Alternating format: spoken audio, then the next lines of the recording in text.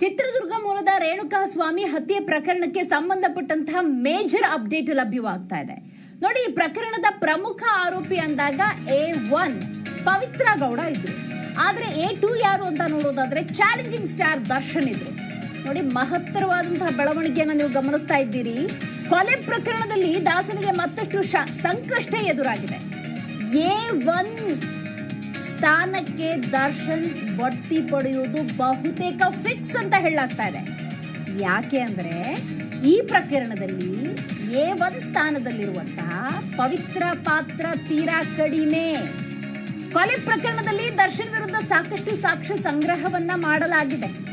So ಹಾಗಾಗಿ ಈ ಪ್ರಕರಣದ A1 ನಿಂದ A17 ಅಂತ ನೋಡೋದಾದ್ರೆ A1 ಸ್ಥಾನದಲ್ಲಿದ್ದಿದ್ಯಾರು? Accused 1 Pavithra Gowda, accused 2 ಯಾರು? ದರ್ಶನ್. ಆದ್ರೆ ಈಗ ಅದಲು ಬದಲಾಗುವಂತಹ ಸಾಧ್ಯತೆ ಇದೆ. ಪ್ರಕರಣದಲ್ಲಿ A1 ಆಗಿರುವಂತಹ ದರ್ಶನ್, A2 ಆಗಿರುವಂತಹ ದರ್ಶನ್ A1 ಸ್ಥಾನಕ್ಕೆ ಬರೋದು ಬಹುತೇಕ ಫಿಕ್ಸ್ ಅಂತ ಹೇಳಲಾಗ್ತಾ ಇದೆ. ಯಾಕೆ ಅಂತ ನೋಡೋದಾದ್ರೆ ಈ ಪ್ರಕರಣದಲ್ಲಿ ದರ್ಶನ್ ಪಾತ್ರ ಎಷ್ಟರ ಮಟ್ಟಿಗಿದೆ ಅನ್ನೋದು ಬಹಳ ಮುಖ್ಯ ಆಗತ್ತೆ. ಪವಿತ್ರ ಗೌಡ ಅಂದಾಗ ತನಗೆ ಬಂದಂತಹ ಅಶ್ಲೀಲವಾದಂತಹ ಮೆಸೇಜ್ ಅನ್ನ ದರ್ಶನ್ ಮತ್ತು ಪವಿತ್ರ ನಡುವಿನ ಮಧ್ಯವರ್ತಿ ಸ್ನೇಹಿತನಿಗೆ ತಲುಪಿಸುವ ಮೂಲಕ ದರ್ಶನ್ಗೆ ಆ ವಿಷಯ ಗೊತ್ತಾಯ್ತು ಅಂತ. ಸೊ ಹಾಗಾಗಿ ಪವಿತ್ರ ಗೌಡ ಪಾತ್ರ ಎಷ್ಟಿದೆ ಅಂತ ನೋಡೋದಾದ್ರೆ ದರ್ಶನ್ ಪಾತ್ರದಷ್ಟು ಇಲ್ಲ. ಹಾಗಾಗಿ ಈ ಪ್ರಕರಣದಲ್ಲಿ ಪ್ರಮುಖ ಪಾತ್ರ ಯಾರ್ದು ಅಂತ ನೋಡೋದಾದ್ರೆ ಅದು ಚಾಲೆಂಜಿಂಗ್ ಸ್ಟಾರ್ ದರ್ಶನ್ ಅವರದ್ದು. ಸೊ ಈ ನಿಟ್ಟಿನಲ್ಲಿ A1 ಸ್ಥಾನಕ್ಕೆ ಬಡ್ತಿ ಪಡೆದುಕೊಳ್ಳುವಂತಹ ಸಾಧ್ಯತೆ ಇದೆ. ರೇಣುಕಾ ಸ್ವಾಮಿ ಅಶ್ಲೀಲ ಮೆಸೇಜ್ಗಳ ಬಗ್ಗೆ ತಿಳಿಸಿ ಬುದ್ಧಿ ಕಲಿಸಲು ದರ್ಶನ್ಗೆ ಪವಿತ್ರ ಹೇಳಿದ್ದಷ್ಟೇ. ಅದರಂತೆ ರೇಣುಕಾ ಸ್ವಾಮಿಯನ್ನ ಕರೆತಂದಾಗ ಚಪ್ಪಲಿಯಿಂದ ಹಲ್ಲೆ ನಡೆಸಿ ವಾಪಸ್ ಆಗಿರ್ತಾರೆ ಅಲ್ಲಿಂದ ಪವಿತ್ರ ಗೌಡ. ಪವಿತ್ರ ಗೌಡ ವಾಪಸ್ ಆದ್ಮೇಲೆ ಹಿಗ್ಗಾಮುಗ್ಗ ಥಳಿಸಿ ರೇಣುಕಾ ಸ್ವಾಮಿಯನ್ನ ಆರೋಪಿಗಳು ಉಳಿದವರು ಕೊಂದಿದ್ದಾರೆ. ಈ ಹಿನ್ನೆಲೆಯಲ್ಲಿ ಈ ಕೇಸ್ನ A1 ಬದಲಿಗೆ ಇತರ ಆರೋಪಿಗಳ ಸ್ಥಾನದಲ್ಲಿ ಪವಿತ್ರ ಗೌಡ ಇರಬೇಕಾಗತ್ತೆ. ಪ್ರಕರಣದಲ್ಲಿ ದರ್ಶನ್ ವಿರುದ್ಧ ಸಾಕಷ್ಟು ಸಾಕ್ಷಿಗಳು ದೊರೆತಿರುವ ಕಾರಣ ದರ್ಶನ್ನೇ A1 ಆಗುವಂತ ಸಾಧ್ಯತೆ ಹೆಚ್ಚಿದೆ. ಬಹುತೇಕ ಇದು ಫಿಕ್ಸ್ ಅಂತ ಹೇಳಲಾಗ್ತಾ ಇದೆ. ಚಿತ್ರದುರ್ಗ ಮೂಲದ ರೇಣುಕಾ ಸ್ವಾಮಿ ಹತ್ಯೆ ಪ್ರಕರಣ ಅಂದ ಸಂದರ್ಭದಲ್ಲಿ ಅದರಲ್ಲಿ ದರ್ಶನ್ ಭಾಗ್ಯ ಅಂದಾಗ ನಿಜಕ್ಕೂ ಕೂಡ ಕನ್ನಡ ಚಿತ್ರರಂಗಕ್ಕೆ, ದರ್ಶನ ಅಭಿಮಾನಿಗಳಿಗೆ ಶಾಕಿಂಗ್ ನ್ಯೂಸ್ ಆಗಿತ್ತು. ಆದ್ರೆ ಈ ಪ್ರಕರಣದ ಗಂಭೀರತೆಯನ್ನ ನಾವು ಎಲ್ಲಿ ಅರಿಬೇಕಾಗತ್ತೆ ಅನ್ನೋದಾದ್ರೆ ರೇಣುಕಾ ಸ್ವಾಮಿ ಅಶ್ಲೀಲವಾಗಿ ಮೆಸೇಜ್ ಹಾಕಿದ್ದು ತಪ್ಪೇ. ಆ ತಪ್ಪಿಗೆ ಶಿಕ್ಷೆ ಅನ್ನೋದಾದ್ರೆ ಅದಕ್ಕೆ ಕಾನೂನಿದೆ. ಕಾನೂನನ್ನ ಕೈಗೆತ್ತಿಕೊಳ್ಳುವ ಹಕ್ಕು ಯಾರಿಗೂ ಇಲ್ಲ. ಅಂತ ದುಸ್ಸಾಹಸಕ್ಕೆ ದರ್ಶನ್ ಮತ್ತು ಗ್ಯಾಂಗ್ ಒಳಗಾಗಿತ್ತು. ಇದರ ಪರಿಣಾಮ ಚಿತ್ರಹಿಂಸೆಯನ್ನ ಕೊಟ್ಟು ರೇಣುಕಾ ಸ್ವಾಮಿಯನ್ನ ಹತ್ಯೆ ಮಾಡಲಾಗಿತ್ತು.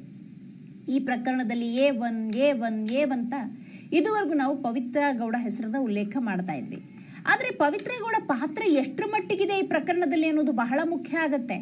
ತನಗೊಂದು ಅಶ್ಲೀಲ ಮೆಸೇಜ್ ಬಂದಿದೆ, ಅದಕ್ಕೆ ಪಾಠ ಕಲಿಸಬೇಕು. ಹಾಗಾಗಿ ದರ್ಶನ್ಗೆ ಮಾಹಿತಿಯನ್ನ ನೀಡಲಾಗತ್ತೆ. ರೇಣುಕಾ ಸ್ವಾಮಿ ಎದುರಿಗೆ ಸಿಕ್ಕ ಸಂದರ್ಭದಲ್ಲೂ ಕೂಡ ಆತನಿಗೆ ಏನ್ ಸೇವೆ ಮಾಡಬೇಕು ಅದನ್ನ ಮಾಡಿ ಅಲ್ಲಿಂದ ಹೊರಟಿದ್ದ ಪವಿತ್ರ ಗೌಡಗೆ ಈ ರೀತಿ ರೇಣುಕಾ ಸ್ವಾಮಿ ಹತ್ಯೆ ಆಗ್ತಾನೆ ಅನ್ನುವಂಥ ಅರಿವಿತ್ತಾ ಇಲ್ವಾ? ಅದು ತನಿಖೆಯಿಂದಷ್ಟೇ ಗೊತ್ತಾಗುತ್ತೆ. ರೈಟ್, ನೋಡೋಣ. ಈ ಬಗ್ಗೆ ಹೆಚ್ಚಿನ ಮಾಹಿತಿಯನ್ನ ನಮ್ಮ ಪ್ರತಿನಿಧಿ ವಿಶ್ವನಾಥ್ ನೀಡುತ್ತಾರೆ. ವಿಶ್ವ, ಇದುವರೆಗೂ ಕೂಡ ನಾವು ಈ ಪ್ರಕರಣದಲ್ಲಿ A2 ದರ್ಶನ್, ಆರೋಪಿ ಸಂಖ್ಯೆ 2 ದರ್ಶನ್ ಈ ರೀತಿ ಹೇಳ್ತಾ ಇದ್ವಿ. A1 ಆಗಿ ಬದಲಾಗೋದಕ್ಕೆ ಪ್ರಮುಖ ಕಾರಣಗಳೇನು ಅಂತ? ದಿವ್ಯಾ, ಖಂಡಿತವಾಗ್ಲು ಈ ಒಂದು ರೇಣುಕಾ ಸ್ವಾಮಿ ಕೊಲೆ ಪ್ರಕರಣಕ್ಕೆ ಸಂಬಂಧಪಟ್ಟಂತೆ ಸಾಕಷ್ಟು ಸಾಕ್ಷ್ಯಾಧಾರಗಳನ್ನ, ಎವಿಡೆನ್ಸ್ ಗಳನ್ನ ಅಧಿಕಾರಿಗಳು ಕಲೆಕ್ಟ್ ಮಾಡ್ಕೊಂಡಿರುವಂತದ್ದು. ಇದರಲ್ಲಿ ಪ್ರಮುಖವಾಗಿ ಪ್ರಕರಣದಲ್ಲಿ A1 ಆರೋಪಿಯಾಗಿ ನಾವು ಇಷ್ಟು ದಿವಸ ಆರೋಪಿತ ಏನಿದಲ್ಲ ಜೈಲು ಸೇರಿರುವಂತಹ ಪವಿತ್ರ ಗೌಡನ ಅಂತ ಇದ್ವಿ. ಆದ್ರೆ ಈಗ ಮುಂದಿನ ದಿನಮಾನಗಳಲ್ಲಿ ಈ ಒಂದು ಚಾರ್ಜ್ ಶೀಟ್ ಸಲ್ಲಿಸುವಂತಹ ಸಂದರ್ಭದಲ್ಲಿ A1 ಆರೋಪಿಯಾಗಿ ದರ್ಶನ್ ಮುಕ್ತಿ ಪಡೆಯುವಂತದ್ದು ಬಹುತೇಕ ಇದರಲ್ಲಿ ಸಾಧ್ಯ ಇರುವಂತದ್ದು. ಯಾಕಂತಂದ್ರೆ ಅನೇಕ ಸಾಕ್ಷ್ಯಾಧಾರಗಳು ಕೂಡ ಇಲ್ಲಿ ದೊರೀತಾ ಇರುವಂತದ್ದು. ಇಲ್ಲಿ ಪ್ರಮುಖವಾಗಿ ಒಂದು ಸನ್ನಿವೇಶವನ್ನ ಇಲ್ಲಿ ಗಮನಿಸೋದಾದ್ರೆ ಪ್ರಕರಣದಲ್ಲಿ ಅಶ್ಲೀಲ ಮೆಸೇಜ್ ಮಾಡಿದ್ದಾನೆ ನನಗೆ ರೇಣುಕಾ ಸ್ವಾಮಿ ಅನ್ನೋ ಒಂದು ಹಿನ್ನೆಲೆಯಲ್ಲಿ ದರ್ಶನ್ಗೂ ಕೂಡ ಈ ಆರೋಪಿತ ತಿಳಿಸಿದ್ದಾನೆ. ಈ ಸಂದರ್ಭದಲ್ಲಿ ದರ್ಶನ್ ಈ ಆರೋಪಿತನ ಏನು ರೇಣುಕಾ ಸ್ವಾಮಿಯನ್ನ ಕರೆಸಿ ಬುದ್ಧಿ ಮಾತನ್ನ ಹೇಳಿ ಅನ್ನೋ ಒಂದು ಹಿನ್ನೆಲೆಯಲ್ಲೂ ಕೂಡ ಆಕೆ ಹೇಳ್ಕೊಂಡಿರ್ತಾಳೆ. ಆದ್ರೆ ಕೊಲೆ ಮಾಡುವಂತಹ ಇರಾದಿಗೆ ಹೋಗ್ತಾರೆ ಅಂತ ಇಲ್ಲಿ ಪವಿತ್ರ ಗೌಡಗೆ ಗೊತ್ತಿರ್ಲಿಲ್ಲ. ಹೀಗಾಗಿ ಪವಿತ್ರ ಗೌಡಳ ಒಂದು ಏನು ಇನ್ವಾಲ್ವ್ಮೆಂಟ್ ಏನಿದೆ ಈ ಒಂದು ಕೇಸ್ನಲ್ಲಿ ಅದು ಕಡಿಮೆ ಇರುವಂತದ್ದು. ಹೀಗಾಗಿನೇ ಆಕೆಯನ್ನ ಇತರೆ ಆರೋಪಿಗಳ ಪಟ್ಟಿಗೆ ಸೇರಿಸೋದಕ್ಕೆ ಈಗ ಕಾಮಾಕ್ಷಿಪಾಳ್ಯ ಪೊಲೀಸರು ಸಿದ್ಧತೆಯನ್ನ ನಡೆಸ್ಕೊಂಡಿರುವಂತದ್ದು. ಇನ್ನು ಪ್ರಕರಣದಲ್ಲಿ ಈ ರೇಣುಕಾಸ್ವಾಮಿಯನ್ನ ಕಿಡ್ನಾಪ್ ಮಾಡ್ಕೊಂಡು ಕರ್ಕೊಂಬಂದಿದ್ದಾಗಿರ್ಬಹುದು, ಆನಂತರ ಹಲ್ಲೆ ಮಾಡೋದಾಗಿರ್ಬಹುದು, ಆನಂತರ ಸಾಕ್ಷ್ಯಗಳನ್ನ ನಾಶಪಡಿಸೋದಕ್ಕೆ ಹಣವನ್ನ ಕೊಡೋದಾಗಿರ್ಬಹುದು, ಮತ್ತು ಡೆಡ್ ಬಾಡಿಯನ್ನ ಈ ಒಂದು ಮೋರಿ ಬಳಿ ಎಸೆಯೋದಾಗಿರ್ಬಹುದು, ಮತ್ತು ಸಾಕ್ಷ್ಯಗಳನ್ನ ನಾಶಪಡಿಸುವಂತಹ ನಿಟ್ಟಿನಲ್ಲಿ ಎಲ್ಲರಿಗೂ ಕೂಡ ಪ್ರೇರಣೆಯನ್ನ ಕೊಟ್ಟದಾಗಿರ್ಬಹುದು, ಮತ್ತು ಹಣವನ್ನ ಕೊಟ್ಟಂತಹ ಆರೋಪ ಕೂಡ, ಮತ್ತು ಈ ರೇಣುಕಾಸ್ವಾಮಿ ಮೇಲೆ ದರ್ಶನ್ ಸ್ವತಃ ಹಲ್ಲೆ ಮಾಡಿದ್ದಾರೆ ಅನ್ನೋ ಒಂದು ಸಾಕ್ಷ್ಯಾಧಾರಗಳು ಕೂಡ ಈಗ ಪೊಲೀಸರಿಗೆ ಸಿಕ್ಕಿರುವಂತದ್ದು.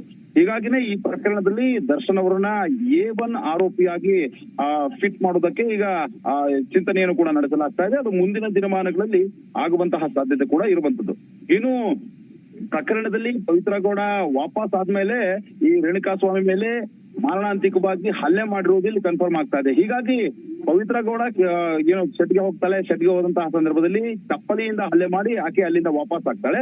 ಅದಾದ್ಮೇಲೆ ಆರೋಪಿಗಳು ಈತನ ಮೇಲೆ ಮಾರಣಾಂತಿಕವಾಗಿ ಹಲ್ಲೆ ಮಾಡಿ ಕೊಲೆ ಮಾಡಿರುವಂತದ್ದು ಮೇಲ್ನೋಟಕ್ಕೆ ಸಾಬೀತಾಗ್ತಾ ಇರುವಂತದ್ದು. ಈ ಹಿನ್ನೆಲೆಯಲ್ಲಿ ನಟ ದರ್ಶನ್ ಪಾತ್ರ ಇಲ್ಲಿ ಎದ್ದು ಕಾಣ್ತಾ ಇರೋದ್ರಿಂದ A1 ಆರೋಪಿಯಾಗಿ ಆತನನ್ನ ಮಾಡೋದಕ್ಕೆ ಈಗ ಪೊಲೀಸರು ಮುಂದಿನ ದಿನಮಾನಗಳಲ್ಲಿ ಸಿದ್ಧತೆಯನ್ನ ನಡೆಸಿಕೊಂಡಿರುವಂತಹ ಮಾಹಿತಿ ಕೂಡ ಲಭ್ಯ ಆಗಿರುವಂತದ್ದು. ದಿವ್ಯಾ, ಬಲವಾದ ಸಾಕ್ಷಿಗಳು ಅಂತ ಹೇಳಿದ್ರೆ ಇದರಲ್ಲಿ ಮೊಬೈಲ್ ರಿಟ್ರೀವ್ ಡೇಟಾ ಇರಬಹುದು, ಅದು ಲಭ್ಯವಾಗಿದೆಯಾ? ಯಾವಾಗ ಸಿಗಬಹುದು? ಯಾಕಂತ ಹೇಳಿದ್ರೆ CCTV ಫುಟೇಜು ಮತ್ತೆ ಆರೋಪಿಗಳ ಕೈಯಲ್ಲಿದ್ದಂತಹ ಮೊಬೈಲ್ ಡೇಟಾ ಅಥವಾ ಏನಾದ್ರೂ ಫೋಟೋಗಳು ಸಿಕ್ಕಿರೋದು, ಇದೇನಾದ್ರೂ ಇನ್ಫಾರ್ಮೇಶನ್ ಇದೆಯಾ ವಿಶ್ವ? ದಿವ್ಯಾ, ಖಂಡಿತವಾಗ್ಲು ಏನು ಈಗಾಗಲೇ ಮೊಬೈಲ್ ರಿಟ್ರೀವ್ ಮಾಡೋದಾಗಿರ್ಬೋದು ಆರೋಪಿಗಳದ್ದು, ಮತ್ತು CCTV ಫುಟೇಜಸ್ ಗಳನ್ನು ಕೂಡ ಪಡೆದುಕೊಳ್ಳುವಂತಹ ಕೆಲಸಕ್ಕೂ ಕೂಡ ಅಧಿಕಾರಿಗಳು ಕೈ ಹಾಕಿರ್ತಾರೆ. FSLಗೂ ಕೂಡ ಈ ಮೊಬೈಲ್ ಆರೋಪಿಗಳ ಮೊಬೈಲ್ ಆಗಿರ್ಬೋದು ಮತ್ತು ರಿಟ್ರೀವ್ ಆಗಿ ಒಂದು ಏನು CCTV ಫುಟೇಜ್ ಗಳನ್ನು ಕೂಡ ತರಿಸ್ಕೊಳ್ಳೋದಕ್ಕೆ FSLಗೆ ಕಳುಹಿಸಿಕೊಡಲಾಗಿತ್ತು. ಈಗ ಬಂದಿರುವಂತಹ ಮಾಹಿತಿ ಪ್ರಕಾರ ರೇಣುಕಾ ಸ್ವಾಮಿ ಮೇಲೆ ಹಲ್ಲೆ ಮಾಡುವಂತಹ ಸಂದರ್ಭದಲ್ಲಿ ಆರೋಪಿಗಳಾದಂತಹ ಈ ಪ್ರದೋಷ್ ಆಗಿರಬಹುದು ಮತ್ತು ಈ ವಿನಯ್ ಆಗಿರಬಹುದು ಫೋಟೋವನ್ನು ಕೂಡ ಕ್ಲಿಕ್ಕಿಸಿಕೊಂಡಿರ್ತಾರೆ. ಇದರಲ್ಲಿ ರೇಣುಕಾ ಸ್ವಾಮಿ ಕೈ ಮುಗಿದು ಕೇಳ್ಕೊಳ್ತಾನೆ, ಪರಿಪರಿಯಾಗಿ ಬೇಡ್ಕೊಳ್ತಾನೆ, ನನ್ನನ್ನ ಬಿಟ್ಟು ಬಿಡಿ, ನಾನು ತಪ್ಪಾಗಿದೆ ಅಂತ ಹೇಳಿದ್ರು ಕೂಡ ಹಿಗ್ಗಾಮುಗ್ಗ ಕಳಿಸಿದ್ದಾರೆ. ಈ ಸಂದರ್ಭದಲ್ಲಿ ಈ ಪ್ರದೋಷ್ ಮತ್ತು ವಿನಯ್ ಫೋಟೋವನ್ನ ಕ್ಲಿಕ್ಕಿಸಿಕೊಂಡಿರೋದು ಇಲ್ಲಿ ಸಾಬೀತಾಗ್ತಾ ಇರುವಂತದ್ದು. ಆ ಒಂದು ರೇಣುಕಾ ಸ್ವಾಮಿ ಮೇಲೆ ಹಲ್ಲೆ ಮಾಡುವಂತಹ ಸಂದರ್ಭದಲ್ಲಿ ಮತ್ತು ರೇಣುಕಾ ಸ್ವಾಮಿ ಕೈ ಮುಗಿದಿರುವಂತಹ ಫೋಟೋಗಳೇನಿದೆ 4 ರಿಂದ 5 ಫೋಟೋಗಳು ಈಗ ರಿಟ್ರೀವ್ ಆಗಿರುವಂತದ್ದು. ಇದನ್ನು ಹೊರತುಪಡಿಸಿ ಆ ದರ್ಶನ್ ಶೆಟ್ಗೆ ಒಳಗೆ ಹೋಗುವಂತಹ ಸಂದರ್ಭದ CCTV ಫುಟೇಜಸ್ ಮತ್ತೆ ದರ್ಶನ್ ಹೊರಗಡೆ ಬರುವಂತಹ CCTV ಫುಟೇಜಸ್ ಗಳು ಕೂಡ ಲಭ್ಯ ಆಗಿರುವಂತದ್ದು. ಹೀಗಾಗಿ ಹಲ್ಲೆ ಮಾಡುವಂತಹ ಸಂದರ್ಭದಲ್ಲಿ ಫೋಟೋಗಳು ಇರುವಂತದ್ದು, ಆರೋಪಿಗಳು ಕೂಡ ಆ ಫೋಟೋದಲ್ಲಿದ್ದಾರೆ. ಅದೇ ರೀತಿಯಾಗಿ ಯಾರೆಲ್ಲ ಈ ಫೋಟೋಗಳನ್ನ ಕ್ಲಿಕ್ಕಿಸಿಕೊಂಡಿದ್ದಾರಲ್ಲ ಪ್ರದೋಷ್ ಮತ್ತು ವಿನಯ್, ಈ ಫೋಟೋಗಳನ್ನು ಕೂಡ ಡಿಲೀಟ್ ಮಾಡಿದ್ರು. ಈಗ ಈ ಫೋಟೋಗಳು ಕೂಡ ರಿಟ್ರೀವ್ ಆಗಿದೆ, CCTV ಫುಟೇಜ್ ಗಳು ಕೂಡ ರಿಟ್ರೀವ್ ಆಗಿರುವಂತದ್ದು. ಹೀಗಾಗಿ ಪ್ರಕರಣ ಬರುತ್ತಾ ತುಂಬಾ ಗಟ್ಟಿ ಆಗ್ತಾ ಇರುವಂತದ್ದು.